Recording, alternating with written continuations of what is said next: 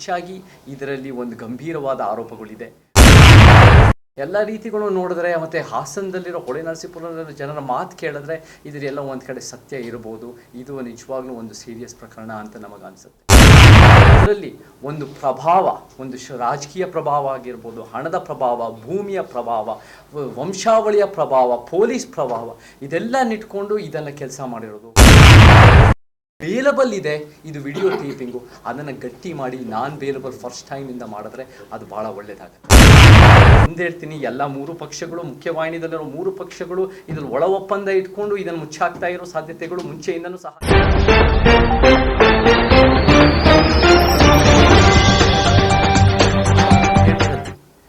ಇದೇ ಥರ ಒಂದು ಬೇರೆ ಮಹಿಳೆಯರ ಮೇಲೆ ದೌರ್ಜನ್ಯ ಆಗಿರೋ ಒಂದು ವಿಚಾರ ಭಾಳ ದೊಡ್ಡ ಮಟ್ಟಕ್ಕೆ ನಡೀತು. 2018 ಮೀಟು ಅನ್ನೋ ಒಂದು ಹೋರಾಟ ನಡೀತು. ಅದರಲ್ಲೂ ಕೂಡ ಬಲಿಪಶುವಾಗಿರೋ ಸಂತ್ರಸ್ತ ಮಹಿಳೆಯರ ಪರವಾಗಿ ನಾನು ನಿಂತಿದ್ದೆ. ಅದಕ್ಕೂ ಇದಕ್ಕೂ ಹೊಂದಾಣಿಕೆ ಇದೆ. ಒಂದು ಹೇಳ್ತೀನಿ, ಮೀಟುಗಿಂತ ಹೆಚ್ಚಾಗಿ ಇದರಲ್ಲಿ ಒಂದು ಗಂಭೀರವಾದ ಆರೋಪಗಳಿದೆ. ಮತ್ತು ಇದರಲ್ಲಿ ಒಂದು ಪ್ರಕ್ರಿಯೆ ವಿಡಿಯೋ ಟೇಪ್ ಎವಿಡೆನ್ಸ್ ಇದೆ. ಆದರೆ ಎರಡಂತೂ ಭಾಳ ನಿಜ ಇದೆ. ಮೀಟೂನಲ್ಲೂ ಕೂಡ ನಮಗೆ ಒಂದು ಭಾಳ ಮುಖ್ಯವಾಗಿ ಇವರು ಅಪರಾಧಿ ನಿರಪರಾಧಿ ಅಂತ ಹೇಳ್ತಾ ಇಲ್ಲ, ಒಂದು ಪಾರದರ್ಶಕವಾದ ತನಿಖೆಯನ್ನು ನಾವು ಬೇಡಿಕೆ ಇಟ್ಟಿದ್ದು. ಅದು ಇವಾಗ SIT ಆಗ್ತಾ ಇದೆ, ಡ್ಯೂ ಡಿಲಿಜೆನ್ಸ್ ಬೇಕು. ಮತ್ತು ಎರಡನೇದಾಗಿ ನಾವೇನು ಹೇಳಿದ್ದು ಅಂದರೆ ವಿಕ್ಟಮ್ ಶೇಮಿಂಗ್, ವಿಕ್ಟಮ್ ಬ್ಲೇಮಿಂಗ್ ಆಗಬಾರ್ದು. ವಿಕ್ಟಮ್ ಶೇಮಿಂಗ್, ವಿಕ್ಟಮ್ ಬ್ಲೇಮಿಂಗ್ ಅಂದಾಗ ಅವತ್ತಿನ ದಿನವೂ ಕೂಡ ಯಾರು ಮೀಟೂನಲ್ಲಿ ಪಾಲ್ಗೊಳ್ತಾರೋ ಅಥವಾ ರಿಜೆಕ್ಟ್ ಮಾಡ್ತಾರೋ ಇಬ್ಬರೂ ಕೂಡ ಬಲಿಪಶುಗಳು. ಇದರಲ್ಲಿ ಯಾರ್ಯಾರು 300 ಜನ ಮಹಿಳೆಯರಾಗಿರ್ಬೋದು, 3000 ವಿಡಿಯೋಗಳಾಗಿರ್ಬೋದು, ಎಲ್ಲರೂ ಸಹ ಒಪ್ಪಿಗೆ ಇದ್ದು ಆಗಿರ್ಬೋದು, ಒಪ್ಪಿಗೆ ಇಲ್ಲದೇ ಇರೋರಾಗಿರ್ಬೋದು, ಇವರು ಕೂಡ ಎಲ್ಲರೂ ಕೂಡ ಒಂದು ವಿಕ್ಟಮ್ಸು, ಸಂತ್ರಸ್ತರು, ಬಲಿಪಶುಗಳು. ಈ ವಿಚಾರಗಳು ನಾವು ಹೇಗೆ ಮೀಟೂನಲ್ಲಿ ಸೆನ್ಸೇಷನಲೈಸ್ ಮಾಡದೆ ಸೆನ್ಸಿಟಿವ್ ಆಗಿ ಹ್ಯಾಂಡಲ್ ಮಾಡಬೇಕು ಅಂತ ನಾವು ನಿರೀಕ್ಷೆ ಮಾಡ್ತೀವೋ, ಇದೇ ವಿಚಾರದಲ್ಲೂ ಕೂಡ ಸೆನ್ಸೇಷನಲೈಸ್ ಮಾಡದೆ ಸೆನ್ಸಿಟಿವ್ ಆಗಿ ಹ್ಯಾಂಡಲ್ ಮಾಡಿ ಅದರ ತಕ್ಕಂತೆ ಒಂದು ನ್ಯಾಯ ಒದಗಿಸ್ಬೇಕು ಅಂತ ಹೇಳ್ತೀವಿ. ಯಾಕಂದರೆ ಭಾಳ ಮಹಿಳೆಯರ ವಿಚಾರಗಳು ಇದರಲ್ಲಿ ಒಳಗೆ ಅಡಗಿದೆ. ಮತ್ತು ಎಷ್ಟೋ ಜನ ಈ ನಾಳೆ ದಿನ ಏನಾದರೂ ಆತ್ಮಹತ್ಯೆನೋ ಅಥವಾ ಯಾವುದೋ ಒಂದು ಸ್ವಂತವಾದ ನೋವು ಮಾಡಿಕೊಂಡ್ರೆ ಈ ಮಹಿಳೆಯರು ಅದು ಎಲ್ಲರ ಹೊಣೆ ಆಗುತ್ತೆ. ಸೊ ಆ ನಿಟ್ಟಿನಲ್ಲಿ ಇದನ್ನು ಭಾಳ ಸೆನ್ಸಿಟಿವ್ ಆಗಿ ಹ್ಯಾಂಡಲ್ ಮಾಡಬೇಕು ಮೊದಲನೇದಾಗಿ. ಎರಡನೇದಾಗಿ ನಾನು ಮೊದಲೇ ಹೇಳ್ತೀನಿ, ಇದು ಭಾಳ ಗಂಭೀರವಾದ ಆರೋಪ, ತಲೆ ತಗ್ಗಿಸುವಂತೆ ಆಗಿದೆ. ಜನ ಮಾತಾಡ್ತಾರೆ, ಇವು ಸಾಬೀತಾಗೋವರೆಗೂ ಇವರು ಅಪರಾಧಿ ಅಲ್ಲ, ಆರೋಪಿ. ಆದರೆ ನಮಗೆ ವಾಯ್ಸ್ ಕೇಳೋ ರೀತಿ ಅಂತ ಆಗ್ಬೋದು, ಅಥವಾ ಪಿಕ್ಚರ್ಸ್ಗಳು ನೋಡೋದಾಗಲಿ, FIRಗಳು ನೋಡೋ ಆಗಿರ್ಬೋದು, ಎಸ್ಕೇಪ್ ಆಗಿ ಒಂದು ರೀತಿ ಅದು ಕಾರಣಗಳು ಗೊತ್ತಿಲ್ಲ. ಬಟ್ ಜರ್ಮನಿ, ಫ್ರಾನ್ಸ್ಗೆ ಹೋಗಿ ಇನ್ನೂ ವಾಪಸ್ ಬರೆದಿರೋರು ನೋಡಿದ್ರೆ, ಎಲ್ಲ ರೀತಿಗಳು ನೋಡಿದ್ರೆ, ಮತ್ತು ಹಾಸನದಲ್ಲಿರೋ ಹೊಳೆ ನರಸೀಪುರದ ಜನರ ಮಾತು ಕೇಳಿದ್ರೆ ಇದರೆಲ್ಲ ಒಂದು ಕಡೆ ಸತ್ಯ ಇರ್ಬೋದು. ಇದು ನಿಜವಾಗ್ಲೂ ಒಂದು ಸೀರಿಯಸ್ ಪ್ರಕರಣ ಅಂತ ನಮಗನ್ಸುತ್ತೆ. ನಮಗೆ ಮೂರನೇದಾಗಿ ನಮಗೆ ಇವರು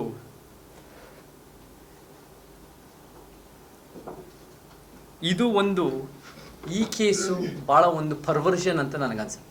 ಈ ಕೇಸಲ್ಲಿ ಕ್ಲಿಯರಾಗಿ ಪರ್ವರ್ಷನ್, ಒಂದು ಡೀಪ್ ಕ್ಯಾರೆಕ್ಟರ್ ಫ್ಲಾ ಅನಿಸುತ್ತೆ. ನಾವೆಲ್ಲ 15 ಜಿಲ್ಲೆಗಳಲ್ಲಿ ಏನು ಕೆಲಸ ಮಾಡ್ತಾಯಿದ್ದೀವಿ ಅಂದರೆ ದೇವದಾಸಿ ವಿಚಾರಗಳ ಕೆಲಸ ಮಾಡ್ತಾಯಿದ್ದೀವಿ.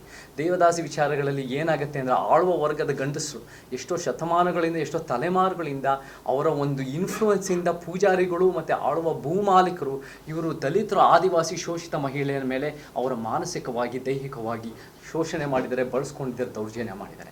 ಇದು ಈ ಪ್ರಕರಣದಲ್ಲೂ ಇವತ್ತಿನ ದಿನ ಆಧುನಿಕವಾಗಿ 2024ರಲ್ಲಿ ಮತ್ತು ಎಷ್ಟೋ ಒಂದು 8, 10, 15 ವರ್ಷ, ಎಷ್ಟೋ ವರ್ಷ ಆಗಿರ್ಬೋದು, ಅದರಲ್ಲಿ ಒಂದು ಪ್ರಭಾವ, ಒಂದು ರಾಜಕೀಯ ಪ್ರಭಾವ ಆಗಿರ್ಬೋದು, ಹಣದ ಪ್ರಭಾವ, ಭೂಮಿಯ ಪ್ರಭಾವ, ವಂಶಾವಳಿಯ ಪ್ರಭಾವ, ಪೊಲೀಸ್ ಪ್ರಭಾವ, ಇದೆಲ್ಲ ಇದನ್ನು ಕೆಲಸ ಮಾಡಿರೋದು.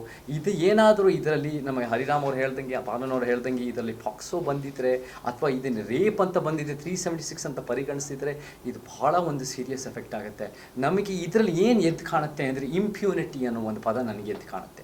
ಇಂಪ್ಯೂನಿಟಿ ಅಂದರೆ ಇಂಗ್ಲೀಷಲ್ಲಿ ಹೇಳಿದ್ರೆ free from any kind of punishment. ನಾನು ಏನು ಮಾಡಿದ್ರೂ ಸಾಧ್ಯ ಇದೆ. ಇದು ಒಂದು ಡ್ರಂಕ್ ವಿತ್ ಪವರ್ ಅಂತ ಕಾಣುತ್ತೆ ನಮಗೆ. ಈ ಒಂದು ವ್ಯಕ್ತಿ ಇಷ್ಟು ಪವರ್ ಇರೋ, ಇಷ್ಟು ಒಂದು ಫ್ಯಾಮಿಲಿಯಿಂದ ಬರೋರು ಕೂಡ ಅವರಿಗೆ ಯಾವುದೇ ಒಂದು ಅವ್ರು ಯಾರ ಮೇಲೆ ಇದು ಒಂದು ಬಳಸ್ತಾ ಇದ್ದಾರೆ, ಈ ರೀತಿ ವಿಡಿಯೋ ಟೇಪ್ ಮಾಡ್ತಾ ಇದ್ದಾರೆ, ಅವ್ರ ಪರ್ಮಿಷನ್ ಇಲ್ಲದೇನೂ ಕೂಡ ವಿಡಿಯೋ ಟೇಪ್ ಮಾಡ್ತಿರೋದು ಅಷ್ಟೇ ಅಲ್ಲದೆ ಇದರ ಭೀಕರವಾದ ಪರಿಣಾಮಗಳು ಅವರ ಫ್ಯಾಮಿಲಿಗಳ ಮೇಲೆ, ಅವರ ಪಕ್ಷದ ಮೇಲೆ, ಅವರ ಒಂದು ಇದರ ಮೇಲೆ ಗೊತ್ತಾಗಲ್ಲ, ಅವರ ವ್ಯಕ್ತಿ ಮೇಲೆ ಅವ್ರಿಗೆ ಅರ್ಥ ಆಗಿಲ್ಲ ಅಂದರೆ ಇದು ಒಂದು ಇಂಪ್ಯೂನಿಟಿ, ಇದು ಒಂದು ಆಳುವ ವಂಶಾವಳಿಯ ಹೀನಾಯವಾದ, ಅಸಹ್ಯವಾದ ದುರಂಕಾರ.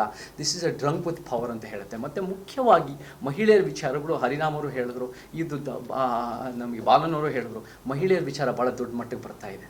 ಒಂದೇನೆಂದರೆ ನಮಗೆ ನೇಹಾ ಹಿರೇಮಠ ಆಗಿರ್ಬೋದು, ಮತ್ತು ರುಕ್ಸಾನದ ವಿಚಾರ ಆಗಿರ್ಬೋದು, ಮತ್ತು ಇಲ್ಲಿ ಪೆನ್ ಡ್ರೈವು, ಈ 3 ವಿಚಾರದಲ್ಲಿ ಹೊಂದಾಣಿಕೆ ಇದೆ. ಏನು ಹೊಂದಾಣಿಕೆ ಅಂದರೆ ಟಾಕ್ಸಿಕ್ ಮ್ಯಾಸ್ಕ್ಯುಲಿನಿಟಿ. ಟಾಕ್ಸಿಕ್, ಒಂದು ವಿಷಕಾರಿ ಪುರುಷತ್ವ.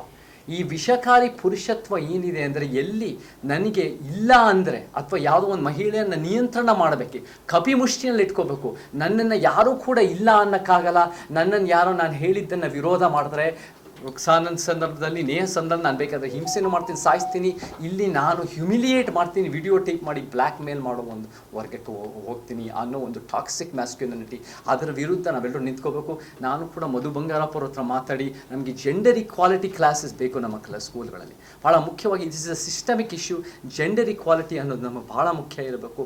ಆ ಕ್ಲಾಸಸ್ ಒಂದು ಓವರ್ ಆಲ್ ಲಾಂಗ್ ಟರ್ಮು ಅದರ ಮೇಲೆ ಇದಕ್ಕೆ ಒಂದು ರೀತಿ ಒಂದು ಪರಿಹಾರ ಸಿಕ್ಕತ್ತೆ.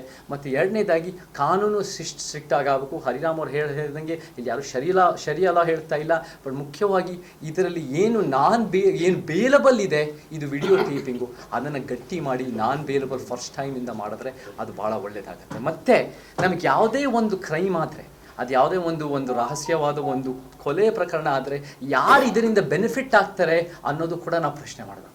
ಈ ಒಂದು ವಿಚಾರದಲ್ಲಿ ಹೊರಗೆ ಬಂದಿರೋದರಿಂದ ನಾನು ಒಂದು ಹೇಳ್ತೀನಿ, ಎಲ್ಲ ಮೂರು ಪಕ್ಷಗಳು, ಮುಖ್ಯವಾಹಿನಿಯಲ್ಲಿರೋ ಮೂರು ಪಕ್ಷಗಳು ಇದರಲ್ಲಿ ಒಳ ಒಪ್ಪಂದ ಇಟ್ಕೊಂಡು ಇದನ್ನು ಮುಚ್ಚಾಕ್ತಾ ಇರೋ ಸಾಧ್ಯತೆಗಳು ಮುಂಚೆಯಿಂದನೂ ಸಹ ಇದೆ. ಅದನ್ನು ನಾನು ಫಸ್ಟೇ ಹೇಳ್ಬಿಡ್ತೀನಿ. ಬಟ್ ಇದರಿಂದ ಯಾರಿಗೆ ಬೆನಿಫಿಟ್ ಆಗುತ್ತೆ, ಮುಖ್ಯಮಂತ್ರಿಯಾಗಿ JDS ಪಕ್ಷಕ್ಕೆ ಇದು ಒಂದು ಆತ್ಮಹತ್ಯೆ, ಒಂದು ರಾಜಕೀಯ ಆತ್ಮಹತ್ಯೆ, ಪೊಲಿಟಿಕಲ್ ಸೂಸೈಡ್. ಸೊ ಅವರೇ ಇದನ್ನು ಬೆಳಕಿಗೆ ತಂದಿರಲ್ಲ.